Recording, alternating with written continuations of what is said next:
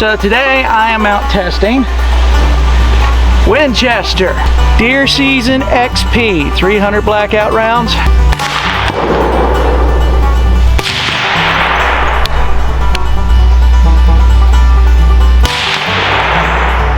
That, ladies and gentlemen, is what we call a bullseye.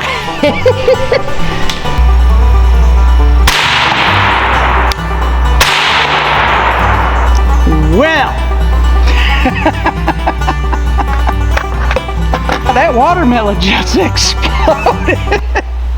Hey everybody, Jonathan here, Pinnacle Outdoor Traditions, on a beautiful fall October morning. Normally, on a cooler, windier day like today, I should be out hunting, but today I'm not. Today something more pressing has got my attention, and I'm going to share it with y'all today. I am going to be sighting in my 300 blackout AR platform rifle suppressed with some new ammo. If y'all saw the video of my daughter hunting about 3 weeks ago, she did this. It was September 23rd. She shot a nice doe at 50 yards with the 300 blackout suppressed. We were using Hornady Subsonic ammunition. It's a neat round, very nice and quiet, very low recoil. It's a 190 grain projectile, but it is an underpowered load. That's the whole reason for it. They make it quiet. It runs a lot slower. When she shot that deer, she made a high lung shot, and there wasn't a whole lot of blood to speak of. But the exit wound was about the same size as the entry wound, and that's something I don't like to see out of my rifle rounds. So today I am out testing Winchester Deer Season XP 300 blackout rounds. This is a 150 grain ballistic tip bullet.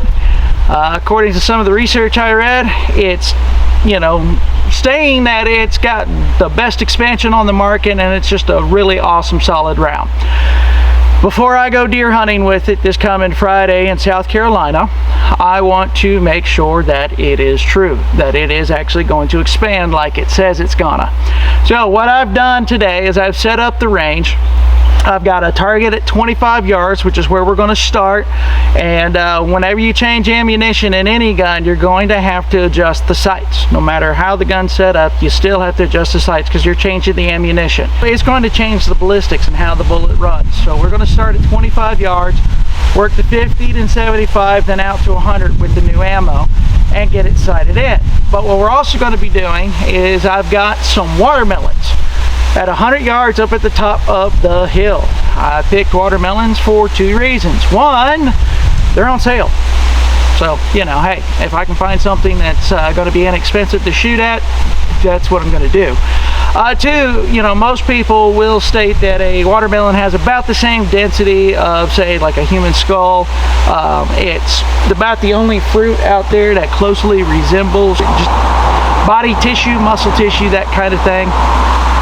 So basically it seemed like the proper median in order to be able to see exactly what kind of wound channel, what kind of devastation, what kind of expansion and exit hole this round's gonna make. I also have some water bottles up there. That's more or less just for fun, but a bigger wound channel from a more expansive round, and that's going to transfer more kinetic energy because it's moving a lot faster. Should make the water bottle explode bigger than the one that's slower and heavier. That's the theory anyway. So today's a little bit of a science experiment plus sighting in with this new ammunition, trying it out, seeing how it works. That's what we're out to do today. We're experimenting, we're sighting the gun in, we're gonna have a little bit of range fun. I'm bringing y'all along.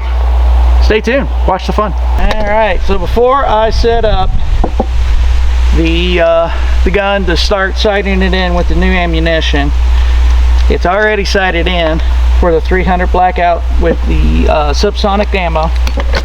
So we're gonna run a bore snake through it real quick, and then clean the barrel, give it a nice clean barrel to shoot with. What we're going to do is we're going to shoot the 300 blackout subsonic ammo through it first at the first watermelon and the first water jug to see, you know, how it performs, what it does, and then you know, we'll take the suppressor off, clean it, do what we got to do with it in order to start sighting it with the new ammo, and then check its performance. Suppressors are a fun tool. They're really neat to have. If you can afford it, if you have the means and the desire, I recommend them. They are a blast. Alright, so we're going to be shooting the water bottle on the left and the watermelon on the left. Y'all, bear in mind, this is the first time I've shot a rifle since my surgery, so if I seem a little nervous, there's a reason why.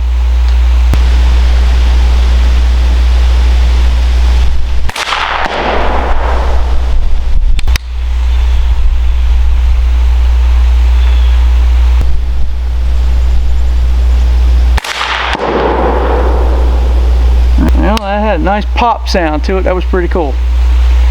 Alright, so we've shot the 300 Subsonic. It's always fun to shoot that round. It's nice and quiet,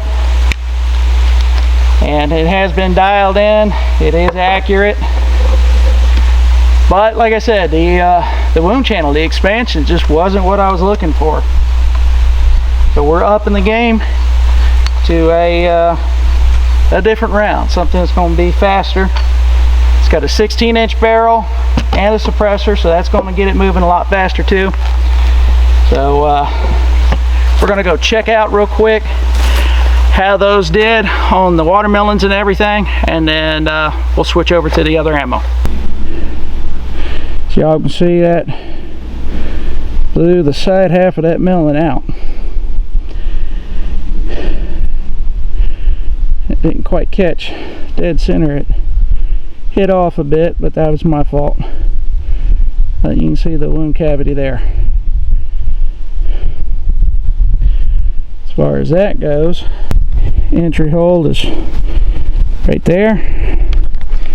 Exit hole is right there. Y'all can see there's not a lot of expansion, and it kind of cracked.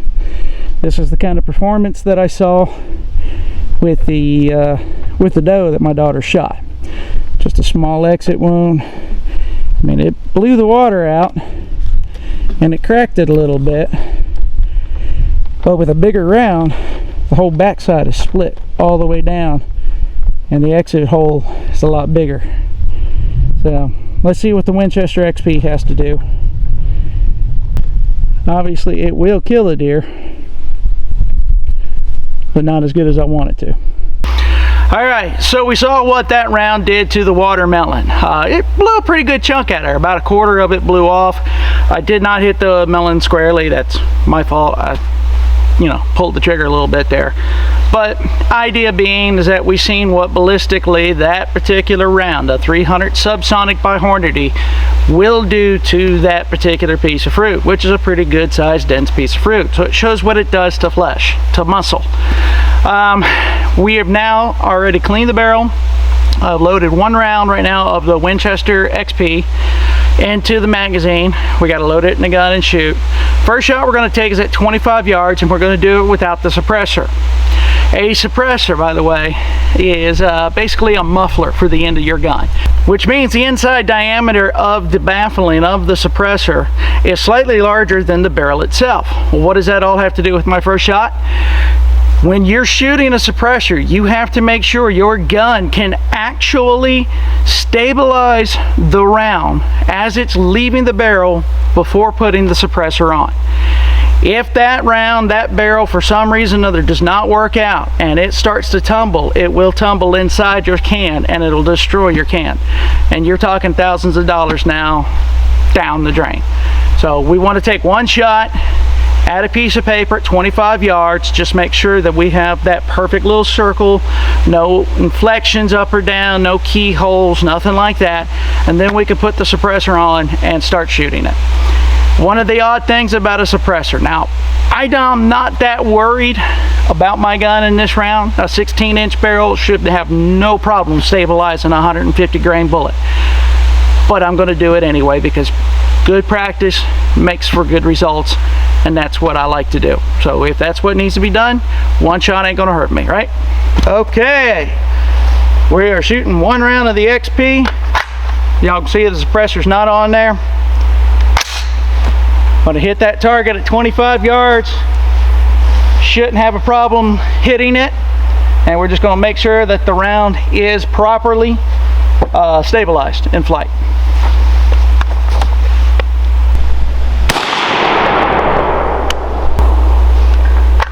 And it looks like it should be fine, but let's double check. All right, perfect hole right there.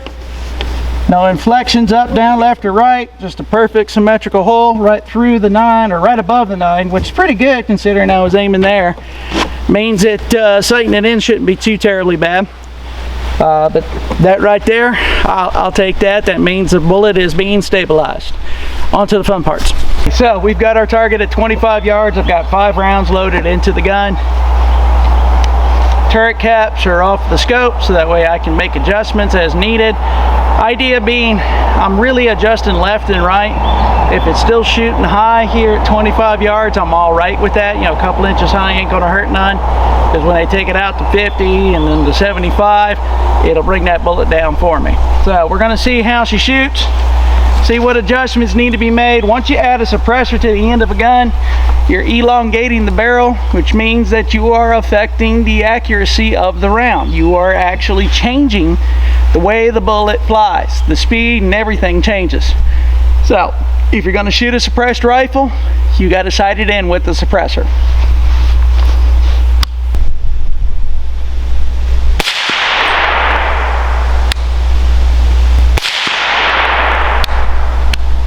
Alright, we're gonna walk down, see where that's hitting.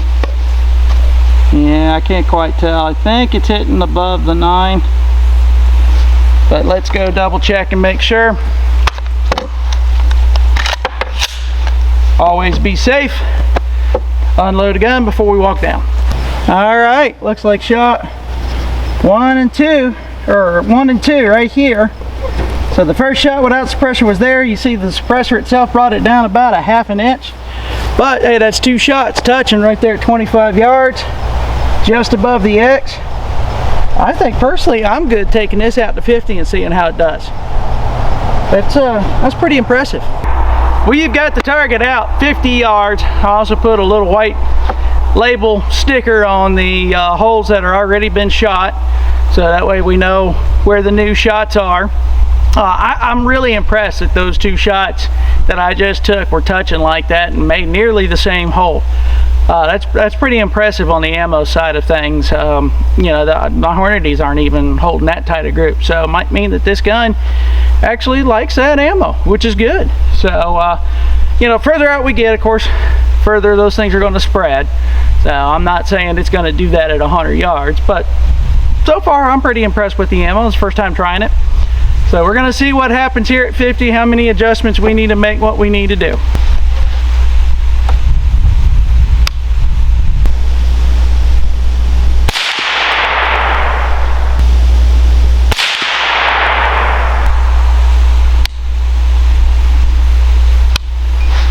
All right, 2 shot group. Cannot tell from sitting here where the impact was, so we're going to walk down, check it out, and then come on back. Smart person would have probably brought the spotting scope out here. Apparently I'm not real smart. Not too bad in terms of a grouping. Of course, I was aiming down here, so we got to bring it down a bit. So we're going to bring that back down to where it's hitting somewhere in that area, and then take it out to 75 and do some work. We've checked out the target. Looks like we're shooting about 8 to 10 inches high. So I brought it down quite a bit, about 20 clicks, which should translate, if my math is doing right, to about 3-4 inches. I know that's not the whole amount, but I just want to make sure that we're headed in the right direction. So I'm going to take a couple more shots and walk down and see how that works. In between each set of shooting, I have been cleaning the gun, just running a bore snake through it each and every time. Reason I do that, A, the suppressor does foul the barrel up real bad, which will affect accuracy, and B, in hunting, I'm not taking this gun out dirty, nor am I going to have a hot barrel. So I want it to cool down, and I want to clean it through, so that way I'm shooting through a cool, clean bore, just like I would be in a deer hunting situation. It's more of a hassle, yes, but it's the smarter and more efficient way to do things. At least I think.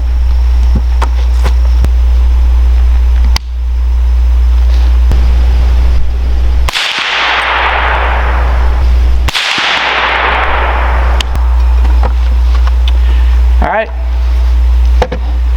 let that cool off. Go see how we did.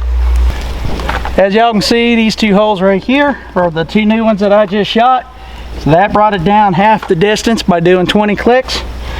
So we're gonna do probably about 10 more, and it should bring it somewhere down in here. I'm not too far off in terms of my left to right, so we're gonna leave that alone for right now. This up here was a little to the right, but that could have been me. So I have noticed I'm still flinching a little bit, pulling the trigger. Still a little tender, so glad I'm going to be using this gun. I don't think anything bigger would be a wise idea.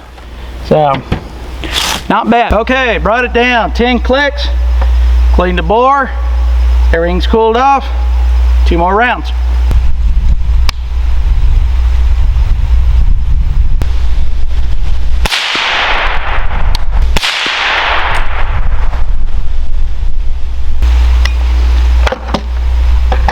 Well, I know at least one hit the white. I can see that through the scope. So that's a good sign. Means we'll probably be moving up to the 75-yard mark next. But let's go check and see. After our first adjustment, we had 2 shots here. Brought it down 10 more clicks, had a shot here and then a shot there. That would be the first out of those 2 shots I just took. That'd be the second one. I felt myself flinch a little bit on that one. So we're going to call that where it's hitting. We are going to take this up to 75 yards. I'm going to put some pasties on these holes, take it up to 75, see where we go from there. All right, so after moving everything around, pulling the target out to 75 yards, put some pasties on it, which if you see the white stickers on there, you'll see it's actually a pretty tight group. But it is still kind of holding high. So I went ahead and brought it down 5 more clicks, and I brought it to the left too. I'm thinking that that's going to translate pretty good out to 75 yards. We'll see. We'll see if my instincts and past experience teach me anything. I may have messed things up.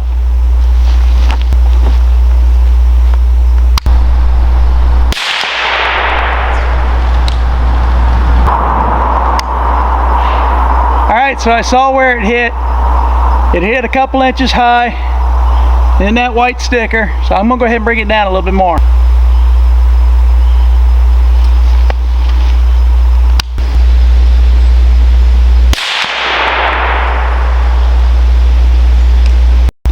I did not see where that one hit, so we're gonna walk up and take a look.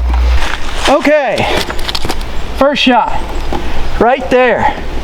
Like I said, I saw in the scope where it hit. I saw the white, get a nice dark hole in it.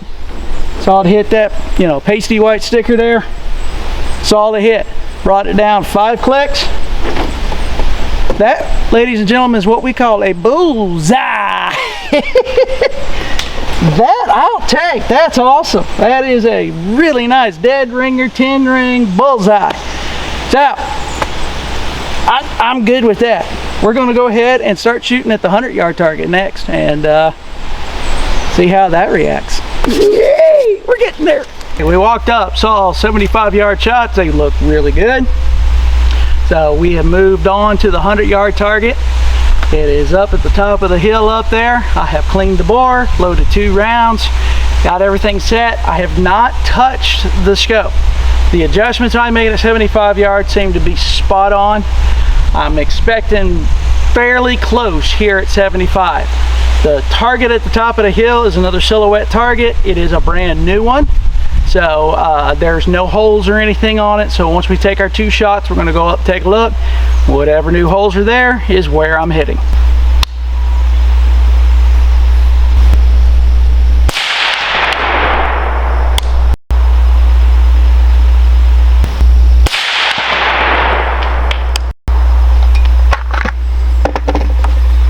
All right, let's go see what happened.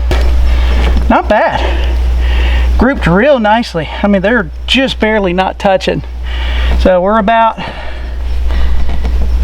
looks like 1.5 inches up and just under 1 inch to the left.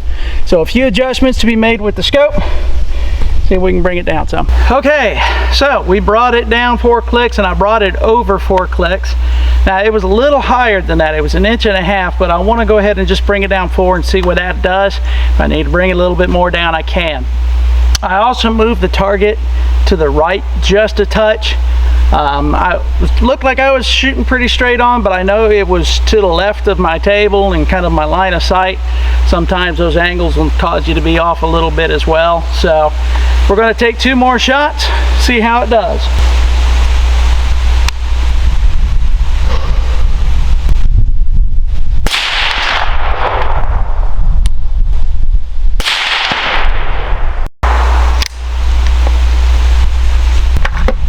All right, charging handle flew back at me on that one. Interesting, must not have been locked in. All right, let's see what we got going on. First 2 shots were here and here. That's pretty good. Next 2 shots, the ones I just took, here, we're still high by a good 1.5 inches. And I pulled one way over to the right. That might have been the one where the charging handle flew back at me, I don't know. Still high, I don't like that, so we're gonna bring it down some more. I'm gonna leave my left to right alone for now, leave the windage alone. See if it's just me that's pulling my shots, or if I need to do something else. You know, when you squeeze that shot right, it feels good. They didn't really feel that good, so. We're gonna try it again. I have adjusted my elevation down 8 clicks, which translates to 2 inches. That's about how high up it is right now at 100 yards. I have not touched my windage. That first shot looked like it was dead center. Second shot pulled to the right, and on the second shot, charging handle came back. It came loose. It wasn't locked in all the way whenever I dropped the bolt. So I think that pulled my shot off. That's the way it felt. That's what the evidence is showing me. So I brought it down 2 inches. We're gonna see how she does.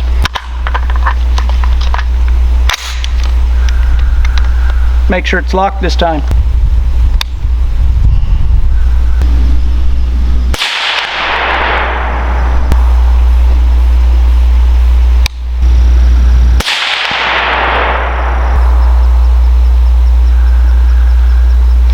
All right, I think I saw through the scope that that first shot went low, which means I probably adjusted a little too much, but we're gonna go up and take a look and see. All right, y'all, I'm getting a little tired and it's showing. 1, 2, that's 2 inches low and a good 4 inches apart from each other. I think I can adjust back up about half the distance that I dropped it, so 4 clicks up, but I'm calling that me. Now, that's all going to hit the vital of the deer. I mean, that's a dead deer all day long. That one would be close to it, but I want better precision than that. I mean, I've got 2 rounds right next to each other right here, so opening up these groups shows that the shooter's getting bad and that I'm wearing out. So we're gonna adjust back up a little bit and take my time going through this next set of rounds. It's about lunchtime, so I might also be having some blood sugar issues, but we'll see if we can't bring it in a little closer and then finish off with the watermelons. So we brought the elevation back up 4 clicks. We're going to take a couple more shots. If we can get a decent group on this one, we'll finish up. If not, I'm probably going to stop for lunch and then come back a little bit more fresh.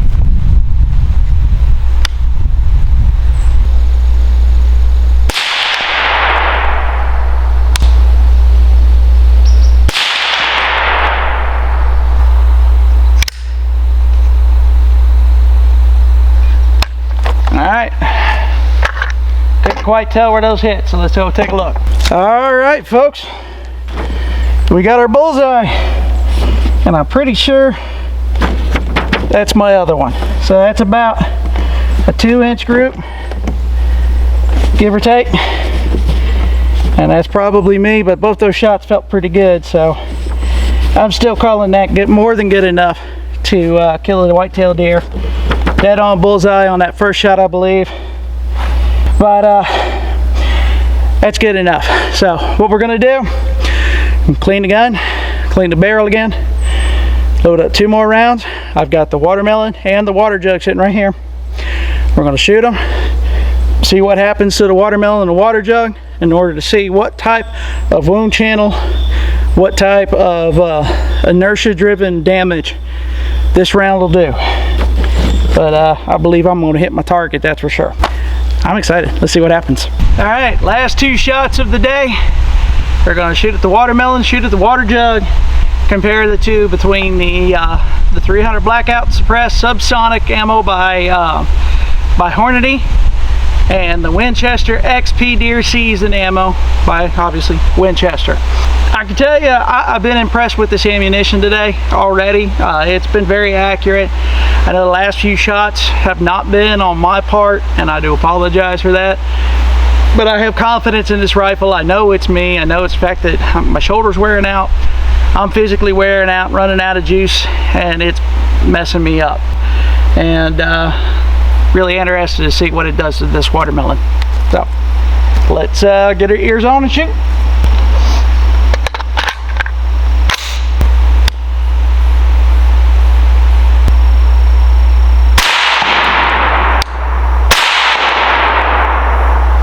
Well, woo! I can tell you right now, that watermelon just exploded.